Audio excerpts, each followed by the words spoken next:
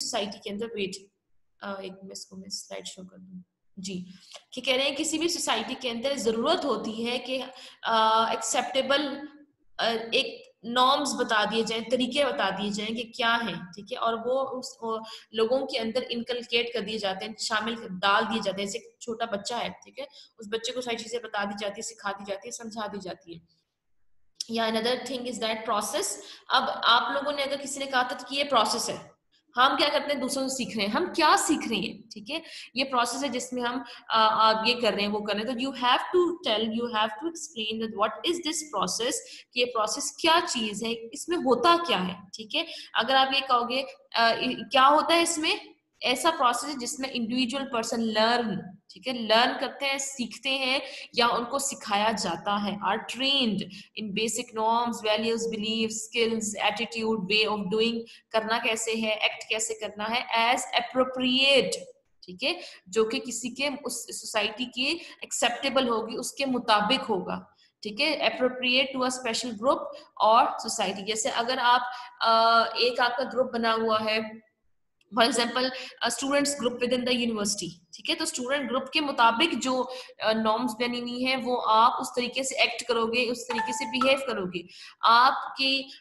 रिश्तेदारों के दरमियान में आपका एक ग्रुप है, रिलेटिव्स का ग्रुप है, तो उसके अंदर नॉर्म्स वैल्यूज डिफरेंट है, तो आप वहां डिफरेंट तरीके से बिहेव करोगे और एक्ट करोगे। लेकिन जो भी बिहेव करोगे, जो भी एक्ट करोगे, that should be according to the norms and values of the society or of that particular group to which you belong, ठीक है।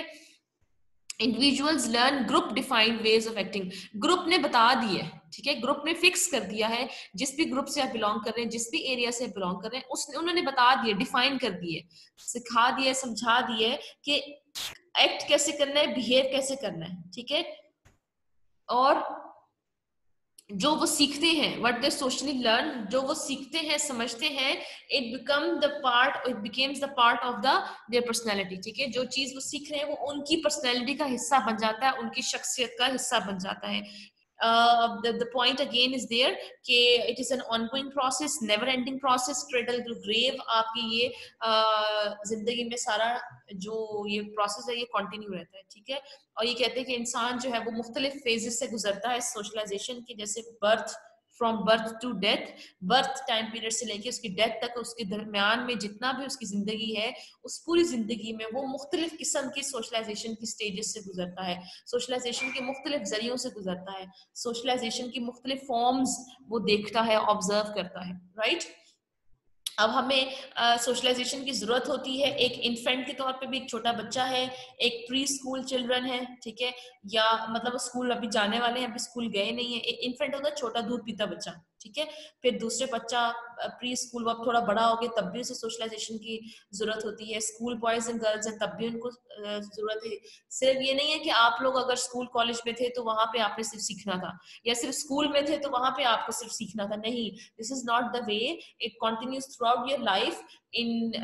during your various life stages, ठीक है। तो ये ऐसे ही इन्होंने लाइफ स्टेजेस बताए कि स्कूल बॉयज एंड गर्ल्स हैं, ये कॉलेज बॉयज एंड गर्ल्स हैं, या फिर यूनिवर्सिटी बॉयज एंड गर्ल्स हैं, फिर एडल्ट्स हैं, फिर ओल्डर पर्सन्स हैं। तो ये सारा टाइम जो आपकी जिंदगी गुजर रही है, this is your socialization process and you are learning throughout your life, ठीक है। इन टर्म्स ऑफ न्यू जो बॉर्न बेबी है, ठीक है, अगर एक छोटे बच्चे की बात करें जो भी पैदा हुआ है, तो वो क्या सीखता है,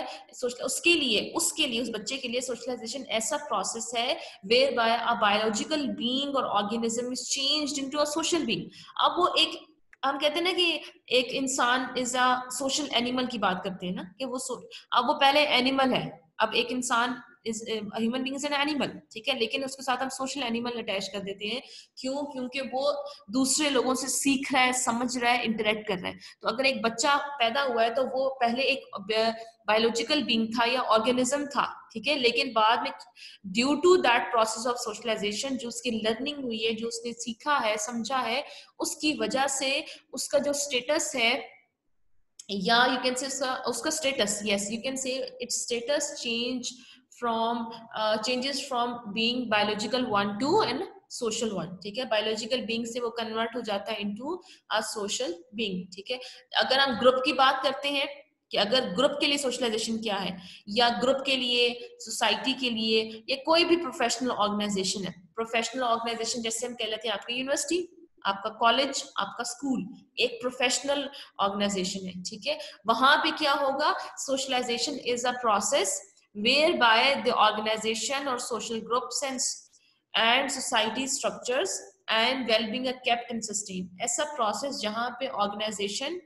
या सोशल ग्रुप या सोसाइटी का जो स्ट्रक्चर है, ठीक है, उस सोसाइटी का स्ट्रक्चर ढांचा कैसे बना हुआ है, या वो उसकी भलाई किसमें है, वो कैसे काम करेगा, वो क्या होता है, आर वेल आर केप्ट, उसको देखा जाता है, उसको मेंटेन किया जाता है, उसके स्ट्रक्चर को, उसकी भलाई को, उसकी बेहतरी को देखा जाता है, समझा जाता है और उसको मेंटेन किया जाता है, ठीक है। एक और इन्होंने डेफिनेशन बताई हुई है कि process whereby culture, skills, norms, tradition और कस्टम्स। अब इसकी किसकी बात की है, ट्रांसमिशन की बात की है। ऊपर जब भी हमने पूरी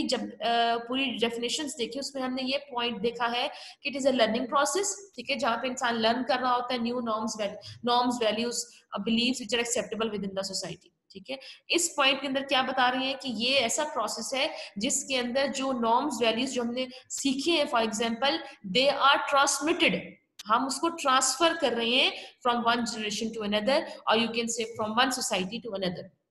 आपके दादा परदादा ने जो चीजें सीखी वो आपके वालिद को बताई, आपके वालिद ने जो चीजें सीखी है वो आपने सीखी, आपने चीजें सीखी है वो आप लोग अपनी नेक्स्ट जनरेशन को बताएंगे, ठीक है, वो नेक्स्ट जनरेशन आगे अपनी नेक्स्ट जनरेशन को बताएंगे, तो दैट प्रोसेस कंटिन्यूज, ठीक है। जनरेशन टू जनरेशन क्या होता है, ये प्रोसेस कंटिन्यू होता है। हाँ, समटाइम्स इट हैपेंस दैट, और समटाइम्स नहीं बल्कि हमेशा ऐसा होता है कि जो चीजें बताई जा रही है, सिखाई जा रही है, वो चेंज होती है। आपके परदादा ने जो आपके दादा को चीजें सिखाई थी, वो इट्स नॉट नेसेसरी कि वो वही हो जो आपके वालिद ने आपको सिखाई। क्यों? क्योंकि सोसाइटी चेंज हुई है, नॉर्म्स चेंज हुए हैं, कल्चर चेंज हुआ है, तो ये जो चीजें सिखाई गई हैं वो भी हो सकता है चेंज सिखाई गई हो। आपके दादा ने परदादा ने कभी भी मोबाइल फोन इस्तेमाल नहीं किया, ठीक है, लेकिन अब आपके वालिद ने मोबाइल फोन इस्तेमाल किया, फॉर एग्जाम्पल आपको लेके दिया, उन्होंने आपको समझाया कि ये ऐसे होता है, ये वैसे होता है, ठीक है। या आपके बड़े बुजुर्गों ने पहले जैसे होते ना यूनिवर्सिटी फॉर एग्जांपल वो नहीं गए, ठीक है, ये जो बहुत बड़े हमारे बुजुर्ग पर दादा से भी जो हमारे बड़े थे, तो हम ये कहते हैं कि वो यूनिवर्सिटी फॉर एग्जांपल नहीं गए, ठीक है। तो यूनिवर्सिटी में, लेकिन आपके वालिद यूनिवर्सिटी गए, उन्होंने पढ़ा है, देखा है, समझा है कि यूनिवर्सिटी लाइफ क्या होती है, किस तरह से होती है, कैसे पढ़ाई की जाती है। तो ये जो प्रोसेस है, ये आपको आपके वालिद ने समझाया।